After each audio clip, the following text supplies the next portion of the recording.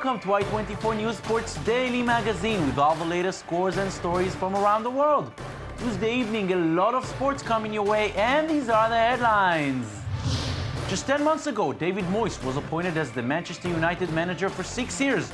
Now he's gone, dismissed following the very disappointing season by the Red Devils. Champions League semi-finals begin tonight with a giant encounter at the Vicente Calderón. Atletico Madrid with the passion and enthusiasm against Chelsea with the experience and the big money. Another NBA playoff night, another home team losing. 6 of 8 teams already lost their home court advantage in what looks to be an incredible postseason. And we choose our top 5 goals of the weekend with a beautiful chip from Belgium and a very long-range strike by Riquelme. Is any of them worth a number 1? Hello again, and thank you for joining us. We are live from the Jaffa Port. Big news, of course, coming out of Manchester today. We will speak of David Moyes soon, but we begin with the Champions League and the first semi-final tonight, Atletico Madrid against Chelsea. Very few people thought at the beginning of the season that the Colchoneros will be here in late April, but this is turning out to be an amazing season for Atletico, one that could end with 2 trophies, the Champions League and La Liga.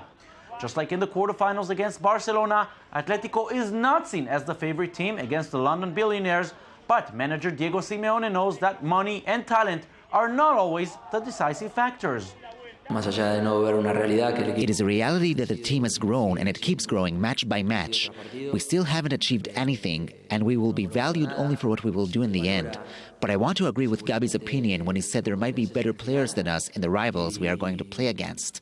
But I don't know if there are any with more enthusiasm and passion than us. On the other side, Chelsea are also still in the hunt for the Champions League and the Premiership, and the one factor that the Blues hope will be decisive is their experience. While most of Atletico's players and their manager are finding themselves here for the first time, for Chelsea it's almost routine. This is the 7th semi-final for the Blues in the past 11 years, and 9 players from the current squad were part of the 2012 winning team. This adds, of course, to Jose Mourinho, one of the most experienced managers in the European arena, and one of only 4 managers who won the Champions League with 2 different teams. Will Chelsea be the 3rd? Maybe, but he knows there's a very tough opponent to go past in the semis. I study a lot. I try to be ready to make my players understand what Atletico is. But I have no interest in share with you my vision. I don't have any interest in that. I just repeat what I told before. To reach a Champions League semi-final and to be fighting for the Spanish title, you must be a very important team. Chelsea's semi-final appearance was supposed to be the biggest news in British sports today. That is until an even bigger story came out of Manchester. Only 10 months after being appointed, Manchester United fired manager David Moyes in a rather humiliating move with just 4 games remaining until the end of the season, 4 games which will not change the season under any manager. Moyes was handpicked by Sir Alex Ferguson as his long-term successor, but poor results undermined his attempts to build a new era of success at Old Trafford. Moyes inherited a side that won the Premier League by 11 points and leave them 7th in the table, with no trophies at all this season and already certain to miss out on Champions League next season. And even worse, Manchester United lost 8 home games under Moyes. Old Trafford has become anything but a theatre of dreams. Veteran player Ryan Giggs will be in charge for the 4 remaining matches. Dutch manager Louis van Gaal is the top candidate for the position next season. So, while one Manchester team is just waiting for the season to be over, the other club is still clinging on the hope of making something of it. Manchester City kept their Premiership title dream alive after beating West Bromwich 3-1. Sabaleta, Aguero and De Micheli scored for the Citizens, but there were bad news as Spanish midfielder David Silva left the pitch on a stretcher following an ankle injury, and it is unknown if and how long he will be out. Manager Manuel Pellegrini was not very pleased with his team's performance after the break, but he knows that in this stage of the season, it's the 3 points that matter. I think that the first half was the team that we saw the whole season here at Etihad. Maybe the goal that they score made us a little bit more nervous in the second half. We didn't play so well with the ball, but we keep the score. That is very important also. And this is what the top of the Premier League looks like. Liverpool are first with 80 points, followed by Chelsea with 75. And the two leaders will face up for a giant match in Anfield this weekend. Following last night's victory, Manchester City are third with 74 points, but still with one game in hand. If they win it, they will still be strong in the race. We may have to wait until the last match date in England to find out who the champions will be. In Portugal, everything was decided much earlier. With 2 games still to be played, Benfica Lisbon already secured the 33rd title in their history, following a 2-0 win over Olaniense, sending tens of thousands of fans to celebrate in the streets of the Portuguese capital. Benfica could be en route to a historic season with a possibility of winning the quadruple 4 different titles, as they still have the Europa League semi-final coming up later in the week, and they're also in contention for the Portuguese Cup and League Cup. Now it's time to go back to the weekend's action and choose our top 5 goals. You do not want to miss this. Number 5 comes from the very surprising Dutch Cup final. Zwolle beat champions Ajax 5-1, but there was still some consolation for the Amsterdam club. Ricardo van Rijn scored this long-range beauty on the 3rd minute. It did not take the cup, but it did make it to our countdown. A very impressive free kick from Belgium is our number 4. Zulte Waregem is a surprising challenger for the Belgian championship, but their match against Lokeren could be the one to spoil their dream. They were 1-up when Hans Benneke nailed the free kick, and we will get back to this game in just a little bit. Only 1 game was scored in the match between Boca Juniors and Tigre in the Argentine League. It was scored deep in stoppage time, but was absolutely worth the wait. Veteran Juan Roman Riquelme gets our number 3 pick for his amazing strike. He may be 36 soon, but he still has what it takes. Boca wins 1-0. Back to Belgium, and look at the technique from Thomas Buffel. His team Genk were down to 10 men in their match against champions Anderlecht, but the 33-year-old found a way to give his team the win and get our number 2 spot. The magical chip hits the defender and beats the goalkeeper. A beautiful winner. Back to the Waregem Lokeren match for our number 1, and here is just one example why these are very good days for Zulte Waregem. Theo Bongonda surprises the entire defense with his move before scoring the first goal of the match. It was not enough to win the game, but he is the winner of our countdown, which is just as good. Waregem will now keep on fighting with Club Rouge and Standard Liège for the title. The Boston Marathon was run yesterday for the 118th time, but it was a different marathon than any other of the previous 117, as it was the first time it was held after last year's bombings. Ori Bam with the story of a marathon that this time was much more than just a race. A year after the tragic events that shook the world, the city of Boston was ready to get back in shape and host its annual marathon.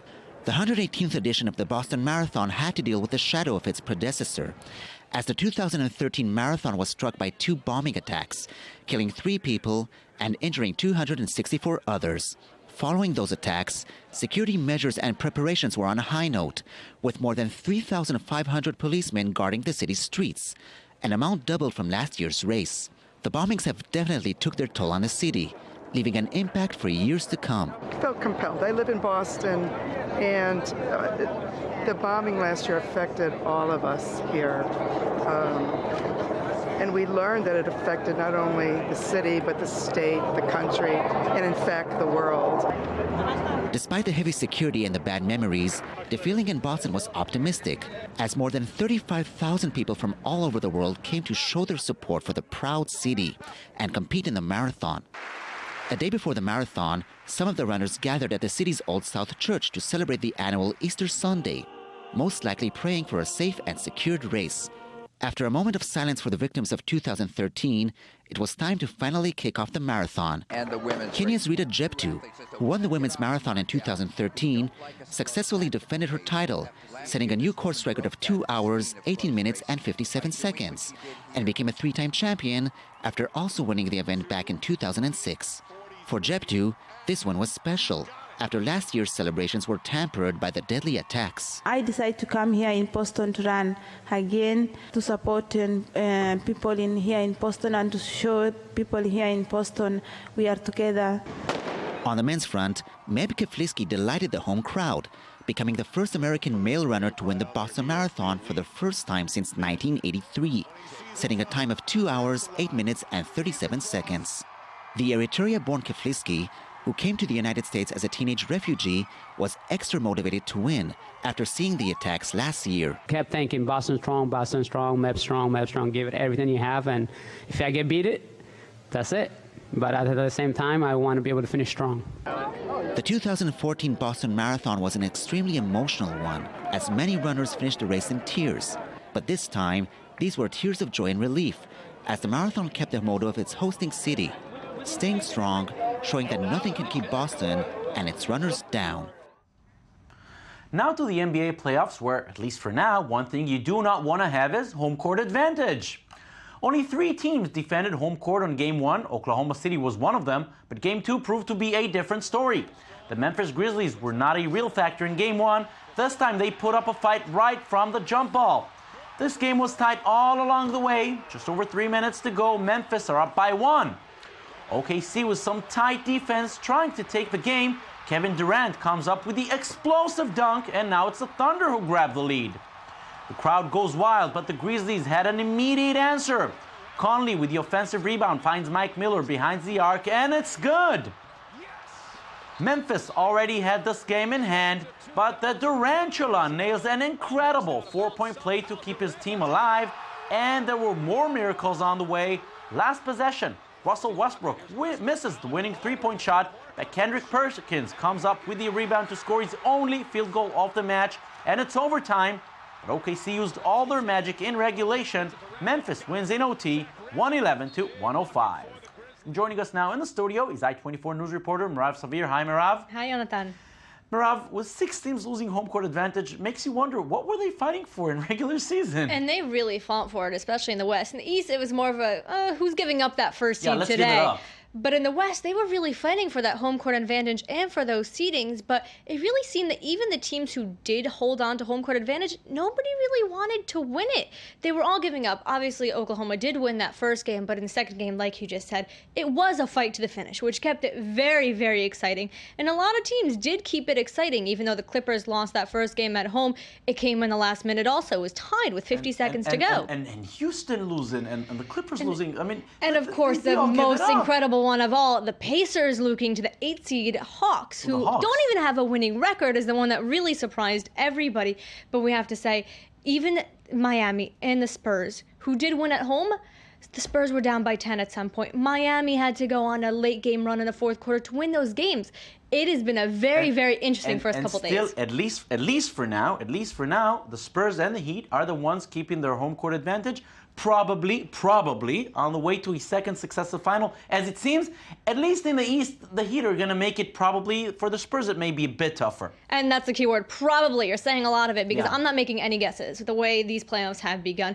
But it's a good chance that we're going to see these teams battling out again for the title. Only this time the Spurs will have home court advantage. The Spurs, they're going to have a fight. They're going to have to put up a fight with that West. That West is as exciting as it was all regular season. And unpredictable, absolutely. The Heat may have a much easier run, even though we've seen they struggled a little bit in that first game to beat Charlotte, who couldn't win the first. They may face Brooklyn in the semis. They were swept by the Nets in regular season. Exactly. So they may have a little bit to put up with, but it seems like easy coasting for them, especially with the Pacers playing as awfully as they have been. And one final question. The Clippers Warriors series, very, very interesting. First game, the Warriors win, then the Clippers win by 40. Now we're moving to Oakland with that crazy crowd. What should we expect? Absolutely. And Oakland won our... Should we expect anything? I'm not making any guesses on this one. Oakland won our hearts last year in the playoffs, especially their fans. When we saw them play the Nuggets, that's when we were really introduced to the Oakland fans.